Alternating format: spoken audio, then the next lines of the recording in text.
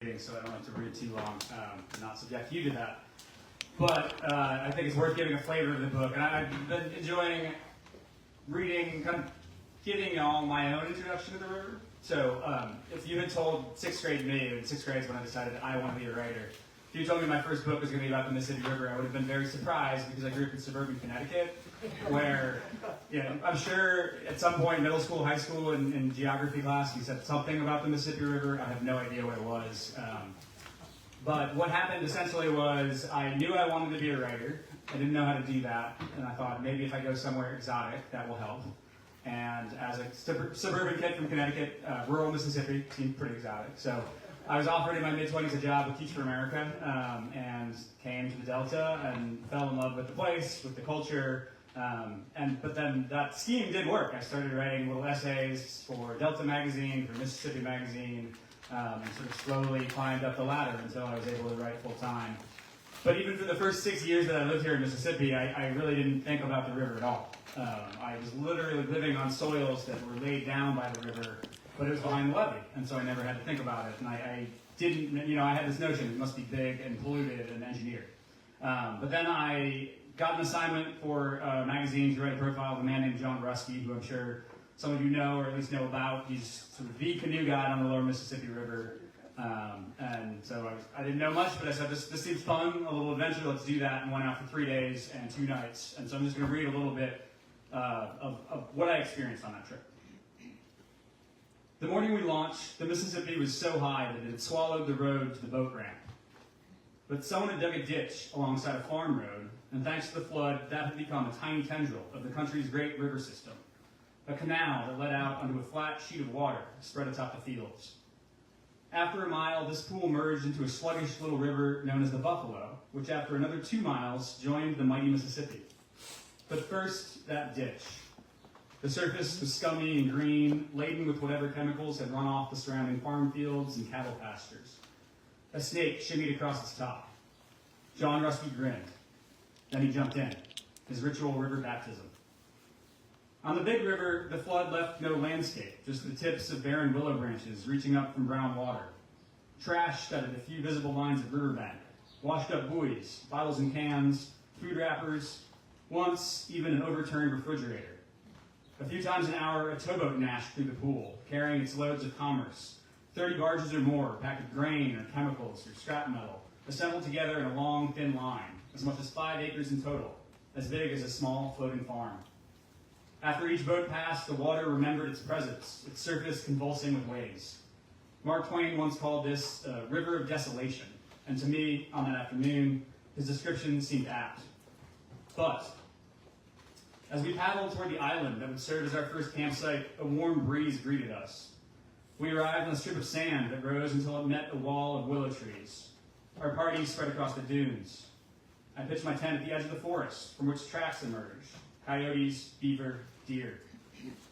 To the east, I could see the glow of lights from the Louisiana State Penitentiary, the country's largest maximum security prison. To the west, I could hear pickup trucks roaring on a county highway across the water, beyond the levee, in the version of the floodplain that I knew. It was green, yes, but all straight lines and hard edges, an entirely human domain. On that island, meanwhile, sheltered under a vast sky and stars, hemmed in by the water and the woods, listening to the lapping river, drifting in and out of sleep, I felt like I was in a separate world. This place was windswept and water-blasted, composed of curling lines. It was not a typical wilderness, perhaps, but it was as wild a place as I had ever been. And so basically that was the beginning. I went out there and got obsessed with how beautiful the river was, but also obsessed with the fact that I had lived so close to it for 6 years and hadn't known it was so beautiful. And as a young journalist, I was like, well, let me just convince the magazines to let me go back and pay me to go back. And so I wrote more and more stories. And then it was like, I remained fascinated story after story. Maybe I can be fascinated to get through a book, because I knew, I'd been told, it takes a lot of energy to get through a book. And so now finally, 9 years later, I have that book. It is sort of, I was trying to understand, like, what is this place where I was living, which was the bottom of this giant river system. And so in this book, I tried and pack a lot into 300 pages, but it's, you know, the geology, the entire history of how it has been thought of, and then how it's been changed through the years, And then what is the river like now because of all these changes? So Charles and I are going to talk a little bit about that, and then hopefully we'll leave some time for some questions from the audience too. Thank you, first of all, for giving us such a sweeping account. It goes from the geological origins of the river all the way up to the role of the Corps of Engineers and then what's happening now with the river. Your reading suggests the question I wanted to talk with you about, which is your own role in the book. I mean, basically, you're telling a historical story, mostly chronological, but a historical story. But you appear in there often. But how did you decide, what was the process, how much of you should be in there, given that it's the historical narrative? Yeah. So it changed a few times.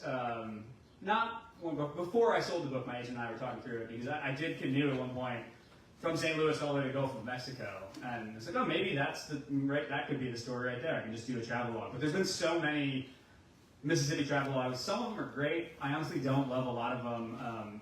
I won't try and do the quote, but there's a great quote from a writer named John Madsen, who has a great book about the river, kind of saying, the travelogue never really tells the tale of the river, it tells the tale of the person. And it was important to me. I really wanted to unpack what the river was. But in my journalism, my journalism is often about nature, although that's not a phrase I love. But it's about the more than human world is the phrase I like more.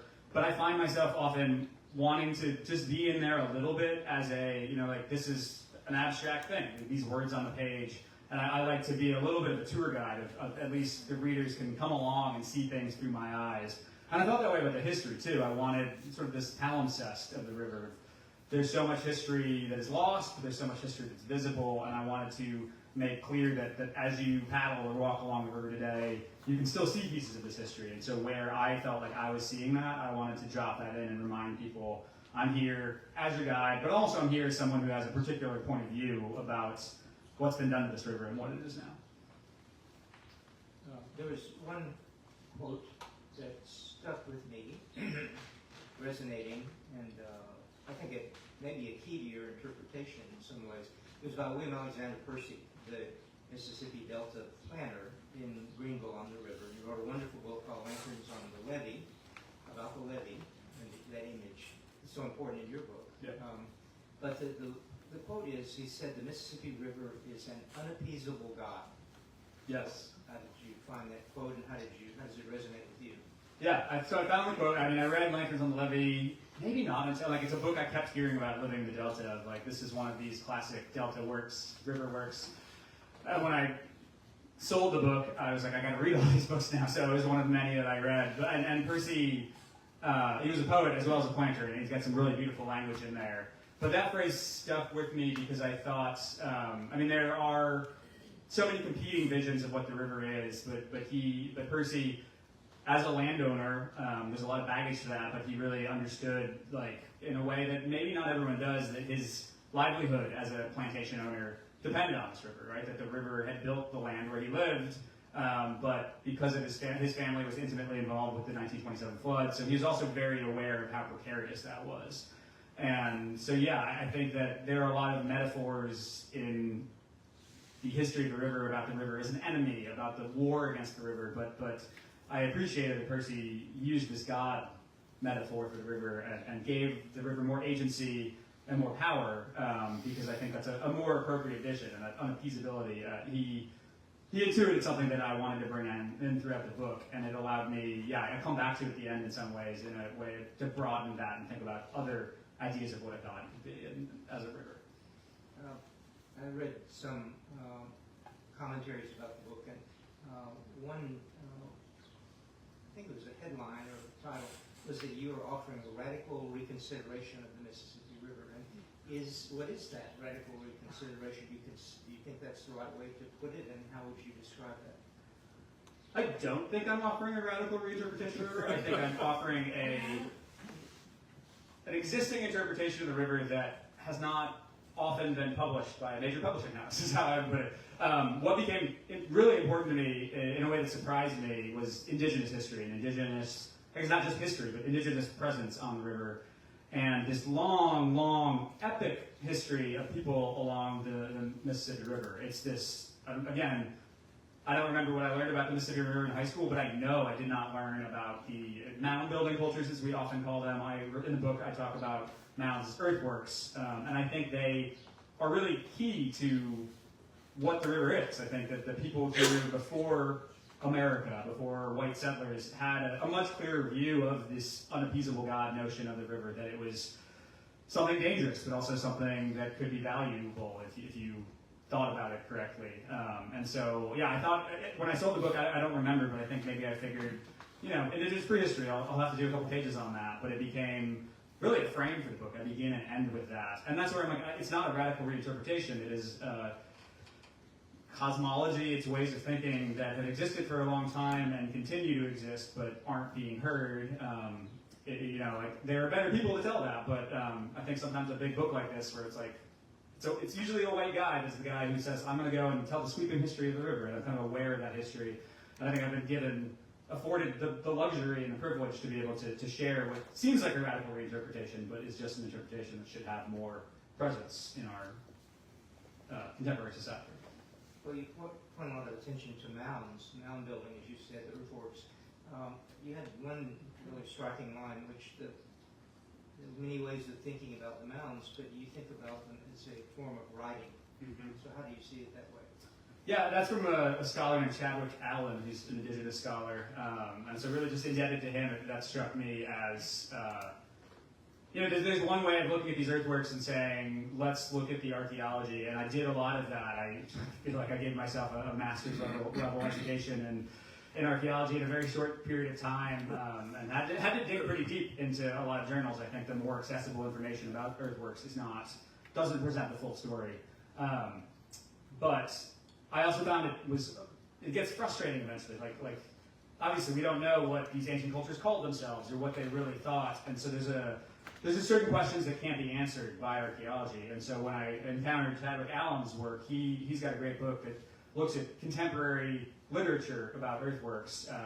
But he's like, the earthworks themselves are writing on the earth, and sort of suggested, and I got to talk to him a little bit too, it was like another way to interpret these is to talk to people now who are descended from indigenous societies that have lived among these earthworks, potentially built them, or their predecessors built them, and listen to what they had to say about this. And that was, so hearing that, in particular, what struck me was this idea that the earthworks could be a performance of people. It's less about like building a monument that you stand on top of, and these were collaboratively built often, and initially built by cultures that had, it seems, no class inequality. And so they seem to be like a performance of coming together and working together to build something amid this very chaotic landscape, and that was a powerful idea to me.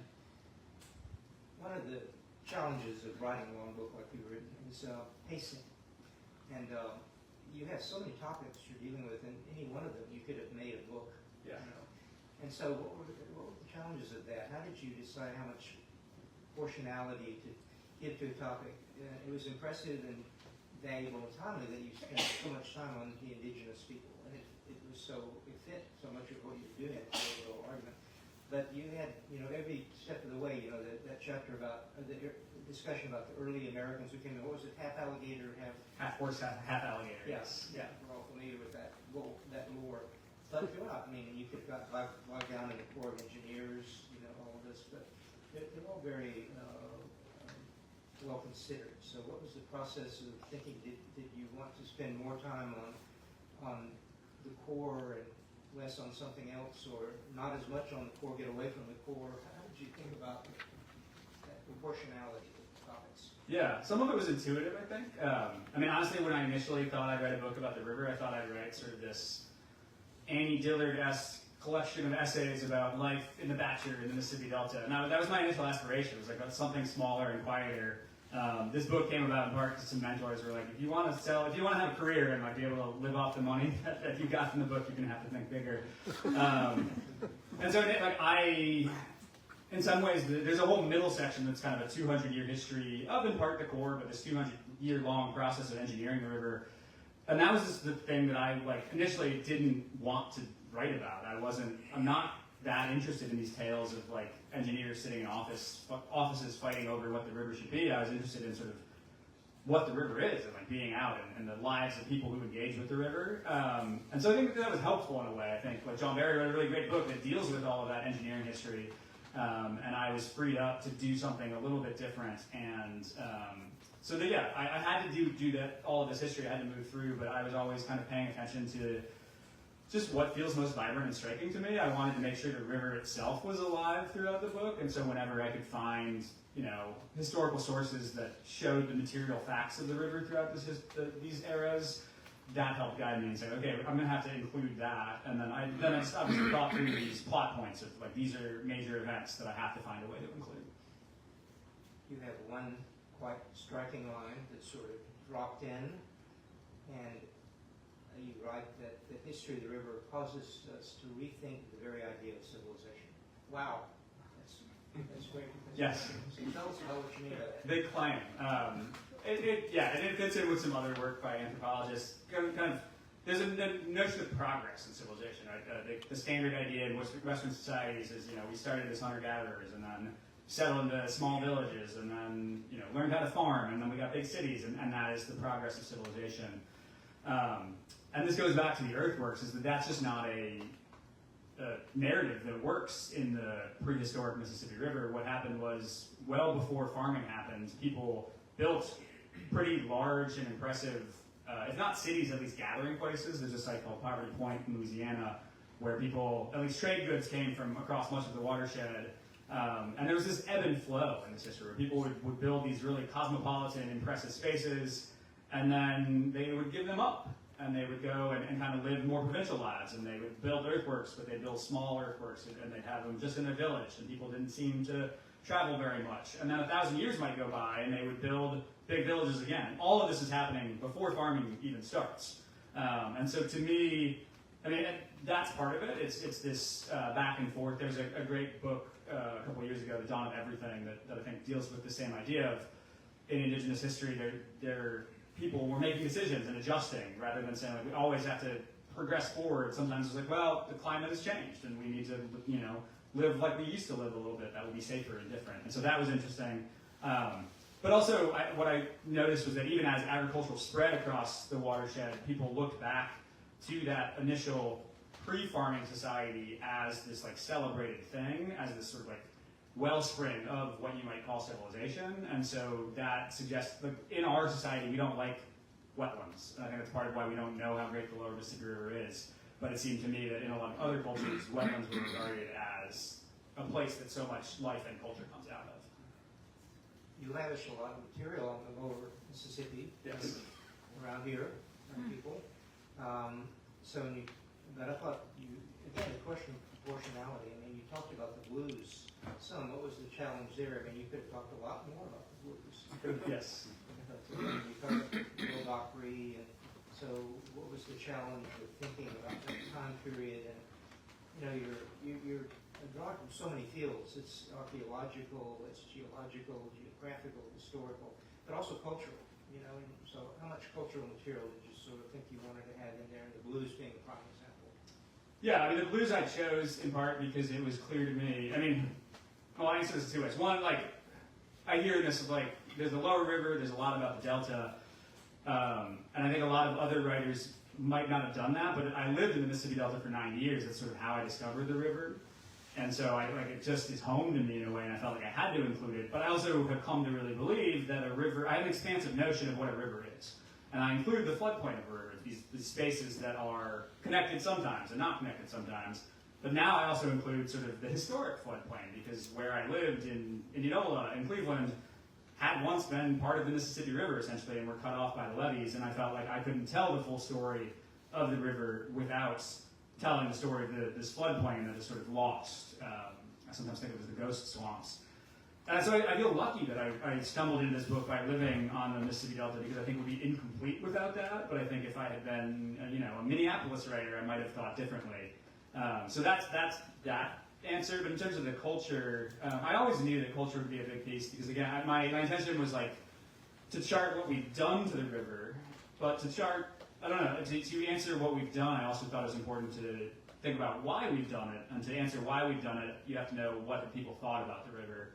And so that required, looking at literature, looking at music. I thought the blues was a really valuable source because so much along the river, and the Delta especially, was built by black laborers, enslaved or post-emancipation, but their voices aren't necessarily easy to access. They weren't preserved in the same way that the white planters had journals and letters. And so I turned to Charlie Patton and a few of his lines about, in some ways about the landscape, mostly about his misery in this landscape, of like saying this is one of our best ways of getting a sense of what the people working in these fields and building these levees thought of what was being built atop the ghost of the river.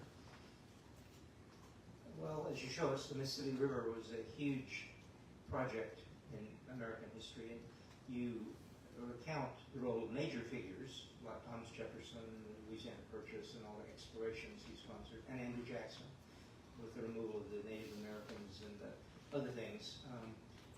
So was that a challenge to, again, big topics, and you're not a historian, but maybe that gave you a better angle at what you wanted to use them for in terms of your story of the river?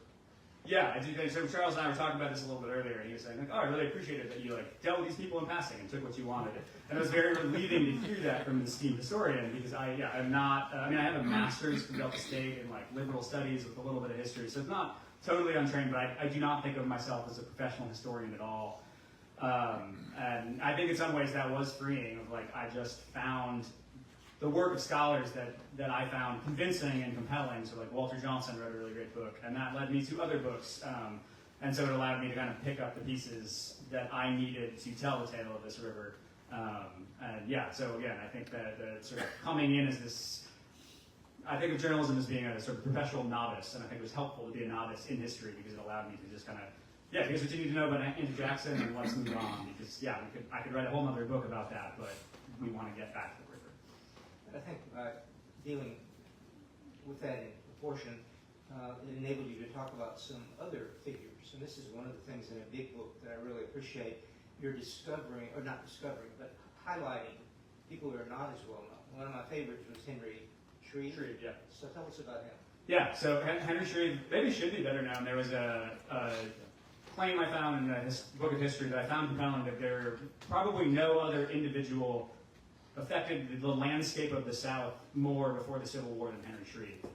Henry Shreve was basically the first engineer for the Army Corps that did any work, and the major work that he did was pulling out what were called snags. So the river used to be just filled with downed trees, which were really dangerous to boats, and he invented this, I think of it as kind of a steampunk thing, these two boats attached with a metal rod, and he put a steam engine on it, and he just slammed that rod against these trees that were stuck in the mud at the bottom of the current and sticking up, and that jostled them to get them out, and managed to remove all of these snags up and down the river and many tributaries, and then he started cutting down trees on the banks to make sure there weren't more snags. And he's a really interesting figure. He was a difficult figure because when I looked at the scholarship on Shreve, back in the 30s or 40s, there was this history book that was written, but it was like a novel. It was just and then he thought this, and he did this, and there were no citations, and a lot of other things cite that. And I didn't want to contribute to all of the legend making and romance building, and so I cut Shreve down to size a little bit, or left him as misty, as my editor liked to say, as he is in the record. But he still is a fascinating guy, as this major figure of the frontier that should be really well known down here. But he's not a president, so he isn't as well known. So, in the end, you deal some with thinking about the future of the river. So, the story as you read it, there is so much about the domination of the river. There's some terms. Look down at one point.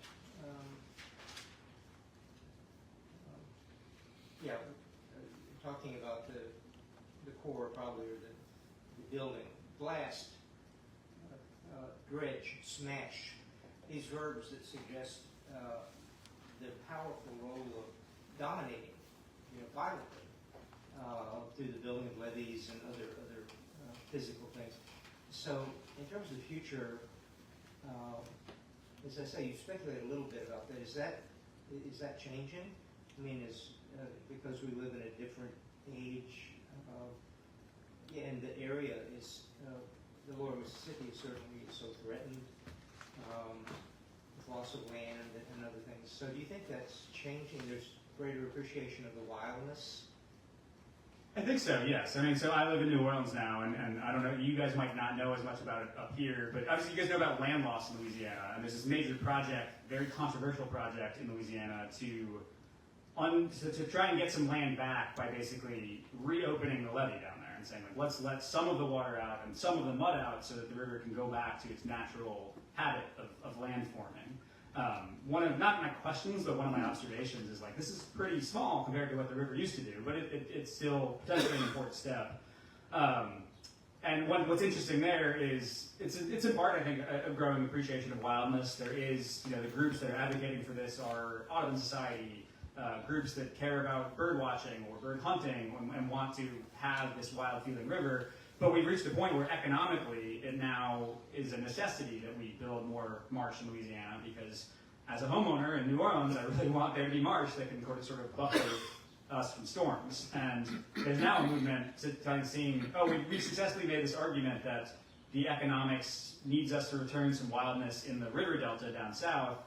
People are talking about that same argument can apply up in the Mississippi Delta or other parts of the river, because floods are now getting worse, in part because we've so engineered this river, because we've taken away so much of the floodplain. I mentioned in the book, there's this coalition called the Mississippi River Towns and Cities Initiative, I think I have that right. And they have made it a policy, it's a group of mayors along the river, and they've made it a policy position that if there is sort of empty land in the floodplain, either side of the levee, historic floodplain or current floodplain, the best use of that land is should include flood storage. It should stay wetlands so that when rain falls, we have somewhere to put that rain. And that's a big change from even a decade ago, I think, when often mayors would be saying, like, empty land, let's build a strip mall so we can get some tax money. And so for self-serving reasons, there's more appreciation for wildness. But I think beyond that, I think ideas of nature are changing. I was really heartened that this was one of many books about the Mississippi River this spring, and I felt like I was sort of riding this wave of other people alongside me thinking about the river in similar ways, which is really heartening to me, to hope that maybe, there would be less smash and banging and more working hand in hand with nature where we can. Sounds like a good place to end the conversation. So we want to give you all a chance to ask questions or make comments. Yes, Lisa.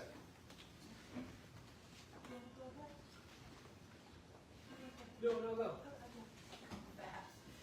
I've always been really fascinated with the idea of the earthquake in 1811, and always heard stuff like the river ran backwards. And sorry? The New Madrid quake in southeastern Missouri. The only one that we've ever had that was that. But anyway, what really happened, and it always scares me a little bit thinking that it could happen again. I mean, obviously it wasn't very settled in 1811, but I mean, there were indigenous people. What happened to everything and everybody? Yeah, the records so there were these big earthquakes in 1811 and 1812, which was one thing. That was another thing that could be a whole book of its own, and I got probably a couple paragraphs in here. Maybe the river ran backwards in a few places, like potentially the riverbed jolted upwards in places so that like it would almost form this reverse waterfall, but it completely rewrote the landscape in northern Arkansas, parts of Tennessee, or this Reelfoot Lake, I believe, was formed by that. Again, I probably will get some things wrong on this, and there's people in this audience that will know better than me. But even though, the river was not that settled yet, it was quite devastating, and it remains a possibility that would come again, and it's not something. I talk a lot about the future, and that was one of the futures I didn't even get to, besides noting, right, this remains active. And to me, one of the interesting things is it's because of this rift that sits below the river near New Madrid, Missouri, and that rift is essentially why the river is here. It's this like ancient scar in the earth that's led to the formation of this trough coming down to the continent. So the same thing that built this big river down here built this geologically active area that remains a danger for us. So not a great answer, but again, if you ask, maybe someone will find you afterwards and tell you more details. Young man, you had a question? Maybe the answer is on the cover and in the book, but I was curious if you have a favorite map or maps they were illuminating about a certain aspect or aspects of the river. Yeah, I mean, the Fisk maps are on the cover. So these maps were created in the 1940s for the Corps by a geologist named Harold Fisk, and I think what's special about them, I mean, they're beautiful, right? They're a work of art, and I see them, I was at an event in Helena, Arkansas the other night, and they had a distillery, and they had them on the wall. They're all over because of that beauty, but I think what they do, I think in some ways this book is its own map of the river, but it's also a history of different maps and ideas of mapping. And what stood out to me about the Fisk maps, and as I say in the book, they are a rare thing that in a very static document, a poster you can hang on the wall, they capture this unappeasable godness of the river, this shifting wildness. I compare it, like when I talk about the Fisk maps in the book, a few pages later, it's another favorite map, but in a sort of sick way, is this map of the flood control infrastructure on the lower river that renders everything as these like very vertical pipelines and just the contrast between this thinking of the river as a water-moving machine, and this thinking of the river as, an agent of chaos that is always changing. These are the really beautiful maps. But I just kind of love maps, so one of the fun things of the project was getting to flip through lots of old books and see these different drawings. Yes. You might address this in the book, but I've heard a legend or a rumor that one of these days soon that the Mississippi will break its banks and flow into the Atchafalaya, leaving New Orleans high and dry. Yeah, I mean, more than a rumor in many ways. I deal with that a good bit in the book. I kind of can't write a book like this without talking about that. So yeah, there's this idea of revulsion, where the river, the delta in Louisiana, the river starts to split apart into all these different paths, and historically, it will follow one path for a while and build more land, and then eventually another path will be shorter and more promising, and will change that. And back, so these maps, the same guy, Harold Fisk, is key in that. In the 1950s, after he made these maps, people were kind of like, we've got this Atchafalaya thing in Louisiana, that's looking like it's getting more water. Do we have to worry about that? And Harold Fisk was like, yes, we do. So there's something called Old River Control Structure in Louisiana that now regulates the flow of water between these two rivers, kind of freezing them in place in the 1950s configuration. It remains an issue. I mean, it's sort of crazy. I think of Old River as kind of like a thumbtack, just kind of pinning these continental geology into place as it stands now. I talk in here about how because of the hydrogeology, right, there's mud accumulating in the Mississippi just downstream of that structure, which is making the Mississippi itself a less great path for water. And there's some models that show that the Atchafalaya, meanwhile, is like continuing to dredge itself as a bigger river. So even despite our little thumbtack, that this process continues. And so it is, again, it's hard to predict the future of any of these things, but it's certainly something we want to keep an eye on and think about what we want to do with. So. Two questions. Rivers tend to be cherished or disregarded depending upon how we use them, and I was wondering how you think other major rivers in the U.S. are regarded in terms of how the Mississippi is regarded. And the second question is, what's your view on bridges? And how they impacted us? I'll start with the second. I mean, I don't know that I have a view on bridges. I talk about the early bridges on the river, and I think they were a really interesting moment in history where for a long time America was obsessed with the Mississippi River, and essentially if you were going to draw an arrow for our country, it was kind of going down the Ohio and the Mississippi, and then if the railroads come and bridges come, all of a sudden that arrow is just straight west. And that to me is the moment. At one point I thought about subtitling this book, calling the Mississippi in the subtitle America's Big Lost Still Wild River. And I think the railroad era was kind of when we began to lose the river because it was no longer the center of so much culture. Other than that, I'll have to think more about bridges. And the first question was rivers across the country and cherished or disregarded. I think it depends on the river. I think what I've learned in publishing this book is there is a tribe of river people that really get rivers and really love rivers, which has been cool to see. Did a cool event in Jackson last week with Ernest Herndon, who's like the canoe guide of Mississippi and Louisiana, and all his fans came out and all these paddlers were out, and we were talking about, it's the idea that I love about rivers, and this comes from a writer named Ben McGrath, who I also got to do an event conversation with. He, in his book Riverman, talks about how rivers are, in urban places, they are always the most kind of rural and wild place within a city, because there's just, you can't entirely tame them. And then if you go to a small town like imagine Missouri or something like that, the river is this cosmopolitan force because it's dragging you on, connecting other places. And so that's, rivers kind of, wherever you are, they offer an alternate dimension. And it's been cool to meet people who have found that. I think we found that on some rivers, and ideally people find that on all rivers, but they're not always easy to access. So.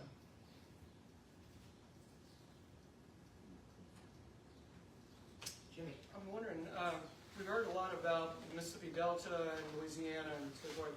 I'm wondering where your Mississippi River begins. Is it Minnesota? Or how do you tackle that in the book, and how did you decide what part of the river you wanted to focus on? Yeah, my Mississippi River begins anywhere that rain falls across 1 million square miles of the U.S. So again, I was saying before I have this expansive definition of rivers and include floodplains, but to me, my definition of Mississippi, maybe it's another bias, but it's a bias I feel glad I have. It's like I've always known the Mississippi River here in the South, and what makes this river special is the fact that it takes so much water from as far away as New York and New Mexico and Montana and pours it down here. And so I do talk a lot. I mean, I went to visit Lake Itasca, which is the official headwaters of the Mississippi River, but I talk in the book a little bit how I felt reluctant about that because even the name means true head. That's what Itasca is a made-up word, but it puts together some Latin to try and accomplish that. And it's not the true head. I think in some ways the Missouri is more the Mississippi than the Mississippi. So I deal with all three of the major tributaries. I couldn't deal with all 100,000 waterways that pour into it, but I felt like I wanted to look at all three of those rivers and traveled, not as much on the Ohio. The Ohio is more in history, but went up to the upper Mississippi, and I went on to Missouri to look at some conflicts there.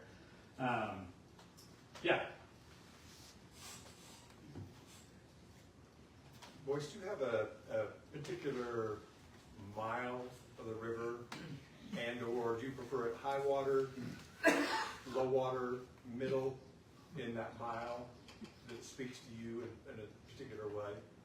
I wish I got to be on the river enough to have a favorite mile. So I just spent 3 days with John Resky in here in Mississippi, like a Mississippi and Arkansas between essentially Clarksdale and Rosedale. And I was like, man, I can't believe I haven't been out on this stretch of river for 7 years since we did this long trip 7 years ago.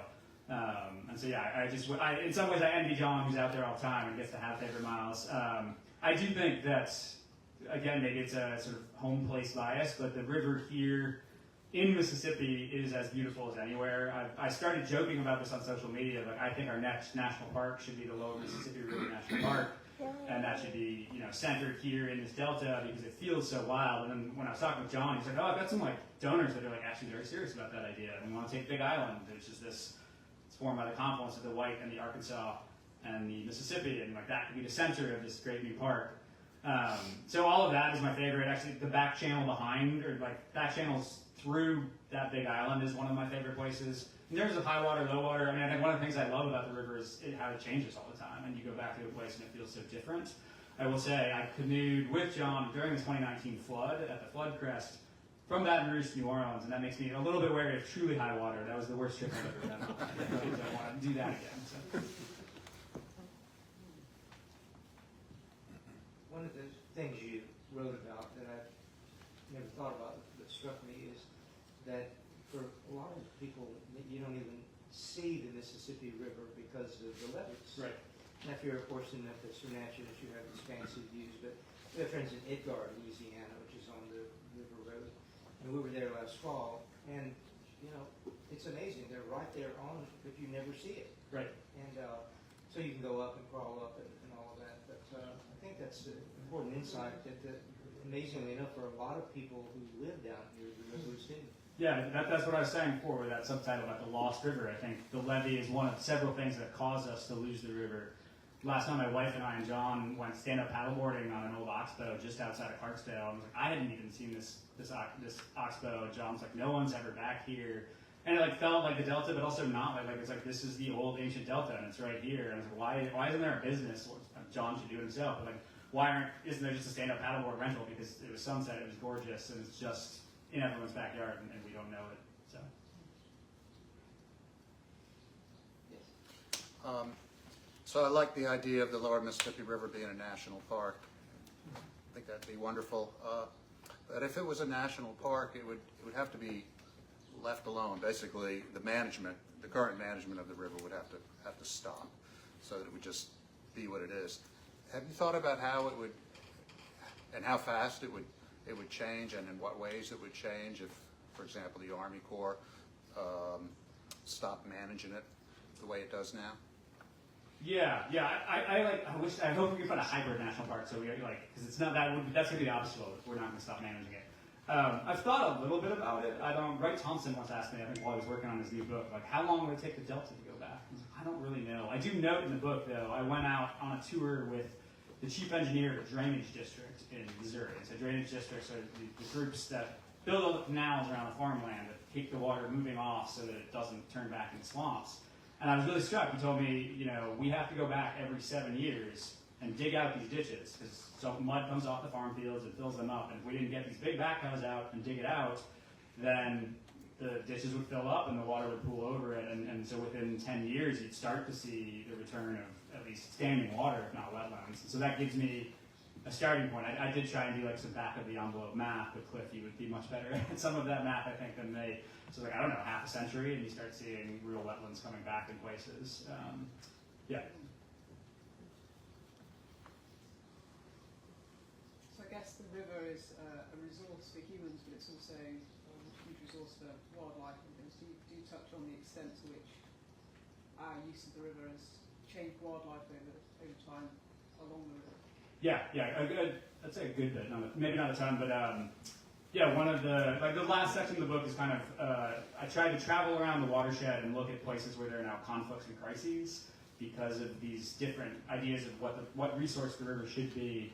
And one of the ones that interested me the most was on the Missouri because there's an endangered species, the pallid sturgeon, which has become the center of this very contentious lawsuit. So basically, the Army Corps was legally obligated by the Endangered Species Act to alter the river to save the pallid sturgeon, so they did that, and then all these farmers on the Missouri said, now you're causing us flooding, and a court has ruled that these engineering changes did cause flooding, and they're legally obligated to stop flooding by the sort of laws that authorize all the flood control infrastructure, and so now they're between a rock and a hard place. And so that pallid sturgeon captured for me tells the story of a lot of other species that I talk about, but I do think, when I think about the Delta, I love the Delta of today. It's a beautiful, rich cultural place, but it is also, I talked briefly about the ivory-billed woodpecker, which I find is maybe a lost species, but people keep claiming to see it, but I think those claims sometimes with this desire, this hope that we haven't really killed this place as much as we have, but it symbolizes to me this rich ecosystem that used to be to come, Faulkner wrote about it and coming almost up here to Oxford, and now it's been diminished so greatly.